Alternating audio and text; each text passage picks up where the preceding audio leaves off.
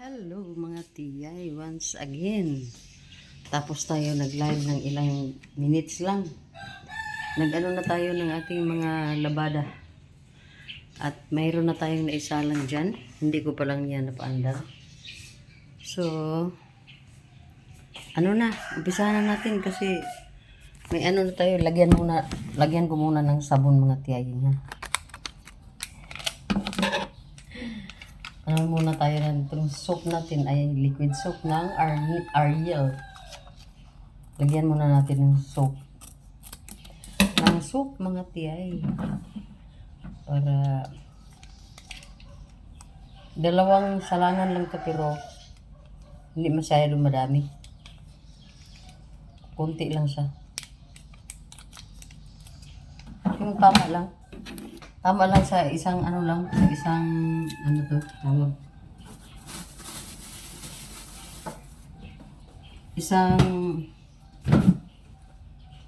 Isang load.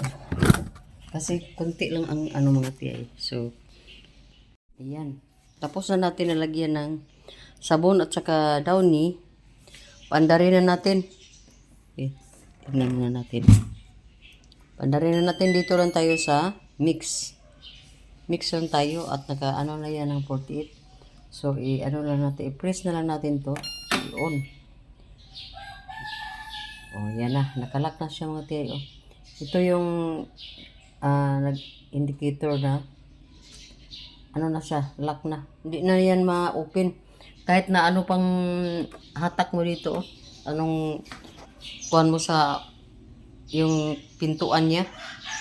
Hindi yan talaga maano. So, ma-under na siya mga tiyay. Oh. So, yun. And then, dito, dami kong tupiin. Mamaya, tutupiin ko na yan mga tiyay pagkatapos kong magwalis dito sa ating sahig. Kasi sobrang ano na tong sahig natin. Tika. Sobrang dumi na kasi wala ako dito kahapon.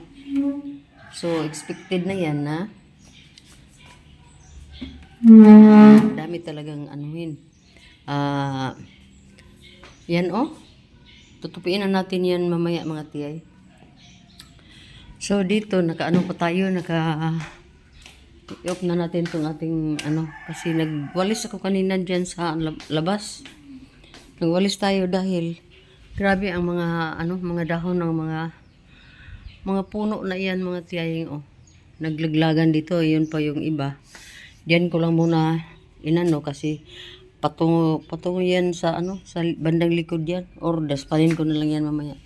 Pero dito tapos ko na itong minalisan at saka dito. So yan oh. Ang tinitingnan ko lang mga tiyaying kasi malalaki na lahat ang mga talong natin oh. Hindi ko na kaya kainin yung mga talong na yan. So siguro pitasin natin yan ngayon at ibigay natin sa ating mga kapitbahay na gusto. So yun siguro mga at ang inyong tiyaying ay dahil hindi naman tayo maglalaba na ano lang kasi mayroon na naman tayong kaagapay yan. So medyo madali lang yung ano natin, mga trabaho natin dito maliban lang sa pagmamap. So 2 days o 3 days na kung hindi nagmap dito, nagwalis-walis lang. Pero dyan sa terrace, o dyan sa porch natin, inano ko na yan, minap ko yan kahapon. Pero dito sa salas natin hanggang dito sa kitchen, hindi na mga tiyayin kasi kailangan to ng time. At ako naman ay nagmamadali kahapon dahil nagsimba tayo. So yun mga tiyay. Ituloy-tuloy lang natin ang ating mga talakan mamaya na naman. Kasi may gagawin pa ang inyong tiyaying dito sa ating cellphone. Basta umaga, dami tayong gawin dito sa cellphone. Ang ano lang, ang importante ko lang, nakakapi na ako, nakasaing na tayo ng kanin, nakasalang na din tayo ng ating mga labahin. At saka, naano na natin yung ating tinanggal na natin doon sa ating mga hanger yung mga tapos na nating nilabahan ka last 2 days. Basta yan, wala akong masyado madaming trabaho sa paglaba dito mga tiyay. Dahil dalawa lang kami ni Ziki. Minsan may mga damit din ni Remrem, pero konti lang naman, di palagi. So ngayon, punas-punas tayo dito sa dito sa ating table. Dahil hindi ito pinunasan ni Ziki Boy kagabi. So, mabilis lang ang trabaho ko dito sa bahay, kaya may time ako mga tiyaying na magpasyal-pasyal. Kasi minsan, pag mapapagod na ako masyado sa mga sa katitingin ng mga trabaho, pwede naman ako mag-hire ng dito mga tiyay, maglinis na bahay. Kung masyadong na talaga, masyadong dami ng madumi na yung kailangan na ng general cleaning. So dahil medyo nag-arangkada na tayo, kaya medyo pagod na rin yung tiyay. Hindi na tayo bata na yung mga trabaho ay parang makina tayo. Parang machine tayo na umaarangkada ng mga gawaing bahay. Hindi na tayo ganyan. Kailangan natin na may reserve tayo na lakas para sa buong araw, kasi yung full natin na lakas sa araw na ito, pagising pala natin ng umaga, dami natin yan na mga natin ba, pagtawag niyan, i-assign na natin yan sa mga iba pa nating mga gagawin sa buong araw, di ba? I-assign natin ubusin yung lakas natin sa isang trabaho mga tiyaying. Dahil pag mayroon po tayong trabaho na gusto nating gawin, wala na, lungkoy na tayo niyan mga tiyaying. So kailangan talaga na i-divide natin yung lakas natin para mayroon pa tayong pang ma-assign sa ibang natin mga gawain. Gaya nito kung ako ay mag-general cleaning, mag-isa lang dito, up and down, hanggang sa buong kapaligiran ng ating bahay, wala. Hindi na kaya ni tiyaying yan. Pero ang ginawa ko lang, pag dyan ako sa kusina, dyan lang ako maglibot-libot diyan na ako maglinis sa kusina. Pag dito sa sala din naman. Pag doon sa mga kwarto pati na rin pagtupi sa mga yung mga aparador ni Ziki Boy, pag organize sa mga bagay-bagay doon. Okay lang, medyo magaan lang para sa akin yung mga ganun. Pero yung halos lahat sa buong araw ay gawin mo, hindi na yun. Hello. Hello mga tiyaying and mga tiyuing. Dito na naman tayo sa ating lugar na kung saan tayo mag-i-intro palagi. Background natin ay ang ating mga labada dahil bandira tayo. Tayo mga tiyaying? Taong bahay.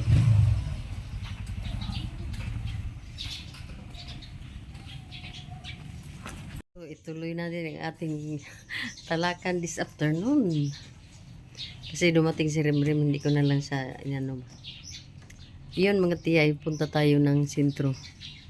Dahil mayroon tayong bayaran doon. At akala ko si Remrem ay pwedeng mag-drive sa atin, pero hindi wala kasi nagmamadali, mayroong ginawa doon sa dahil ang kanyang trabaho ay personal niyang personal niyang hanap buhay yun mga tiyaying. Mag-install ng mga window, isunit. Ngayon mayroon ng mga CCTV camera na naman. Dagdag na naman yan sa kanyang at skilled talaga yun kasi welder yan si Remrem. Daming nalalaman yan. So dahil hindi siya pwede mag-drive pala sa atin, tuloy na lang ang ating ano, parila. So, punta na tayo mga tiyayi. Baklay lang tayo.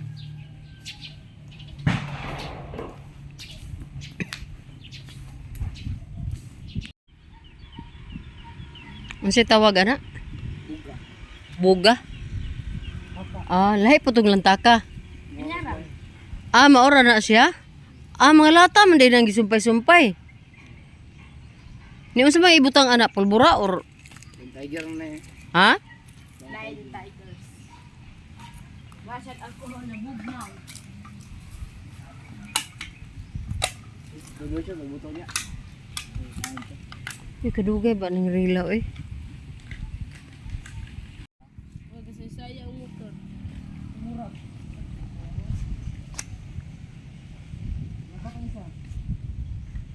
Tagal ng rila.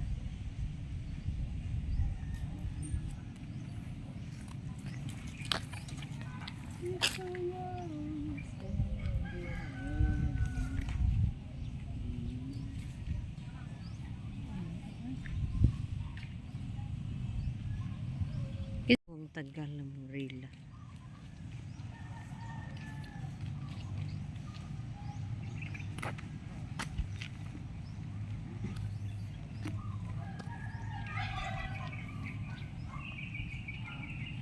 Ang tagal ng motorila. Nandito pa tayo sa puno ng kahoy or terminal natin dito. Ayaw kong mag-walking doon kasi sobrang init Grabe ang init Buti sana. Buti sana kung hindi busy si Remrem kasi pwede naman tayo magpa-drive ng saglit lang.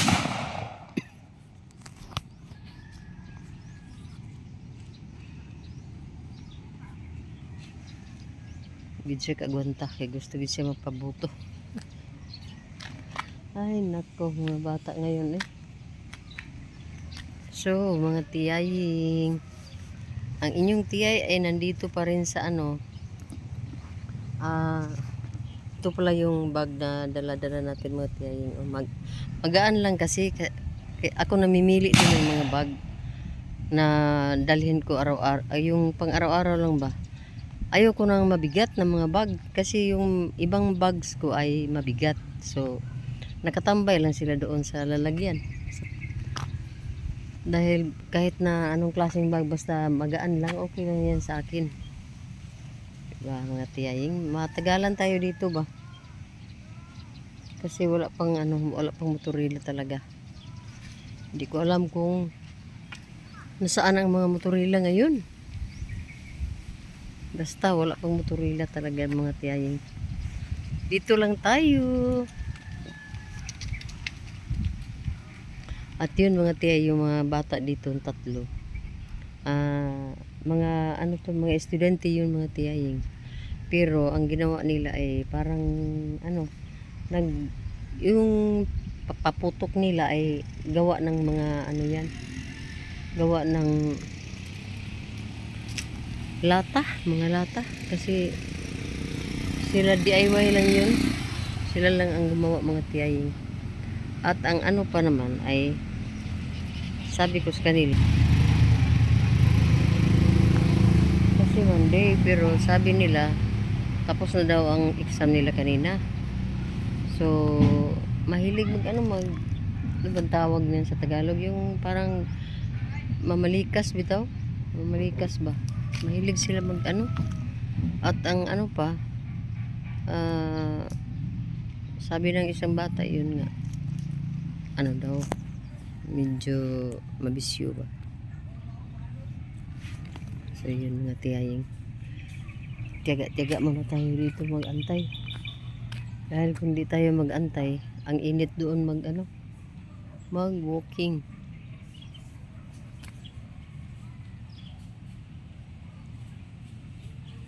Wala pa naman akong payong, ito lang sombrero.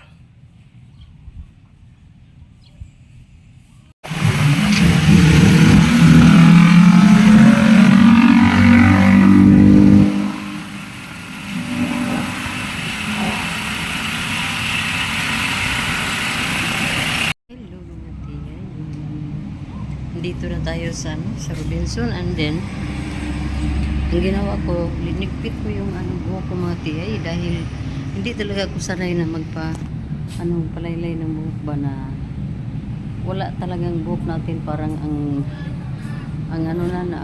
dry. So ginawa ko, tinalian ko na naman siya kasi nakadala din ako ng pangtali. So hindi makaligtas si buhok dahil tinalian na siya. So yun mga tiyay, medyo maano dito sa likod, bandang likod, pero hayaan mo na lang. Hindi naman yan maano dyan. Ang importante ay natalian na natin. So pasok tayo. Para tayong manulit.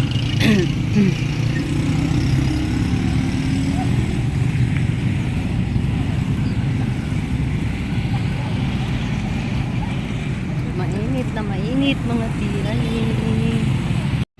Hello mga tiyay.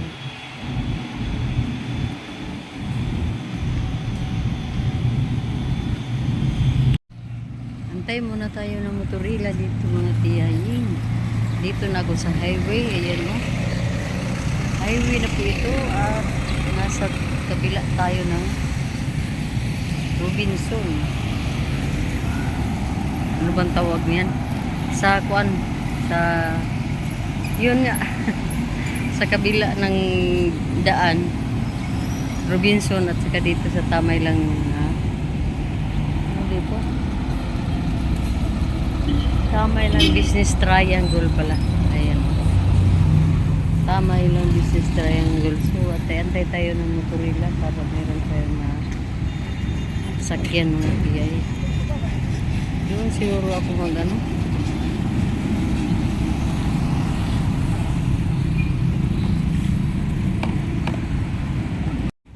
Ayun. Nasa highway tayo. Yan ang Robinson doon sa kabila.